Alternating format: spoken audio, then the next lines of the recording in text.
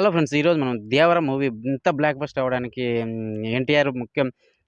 ఈ మూవీలో చాలా వన్ మ్యాన్ షో అని చెప్తున్నారు కదా! చాలా వరకు కూడా 'దేవర' మూవీలో ఎన్టీఆర్ క్యారెక్టర్ అనేది చాలా చాలా చాలా పవర్‌ఫుల్ క్యారెక్టర్స్ ఉన్నాయండి. డబుల్ డబుల్ రోల్‌లో కూడా చాలా మంచి క్యారెక్టర్స్ పడ్డాయి ఈ మూవీలో మనకు.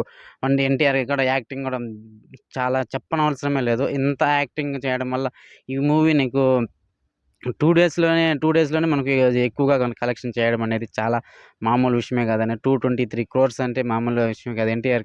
ఎన్టీఆర్ ఇప్పుడున్న అపోజిట్ ఏ మూవీస్ లేని దానివల్ల ఈ మూవీ కూడా ఇంకా భారీగా కలెక్షన్ అయ్యే అవకాశాలున్నాయి. చాలా వరకు కూడా ఇంత బ్లాక్ బస్టర్ అవ్వడానికి 'త్రిబుల్ ఆర్' తర్వాత వచ్చిన మూవీ అంటే చాలా మంది కూడా ఎన్టీఆర్ అంటే ఎక్స్‌పెక్ట్ చేస్తుంటారు. చాలా బాగుంటుందని చెప్పి. దాని అంచనాలు 100కి 100% రీచ్ అయ్యారనే అనుకోవచ్చు ఈ మూవీలో.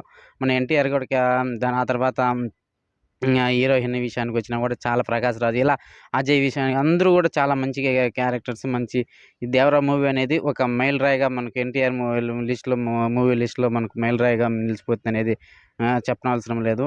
ఇలా మనకు ఈ ఈ తర్వాత చాలా మంది కూడా ట్రోల్ చేస్తున్నారు కదా! ఇంత కలెక్షన్ కాలేదు ఇలా అని. 100కి 100% కూడా మనకు కలెక్షన్ అనేది దుమ్ము దులిపేస్తుంది అది మనకు.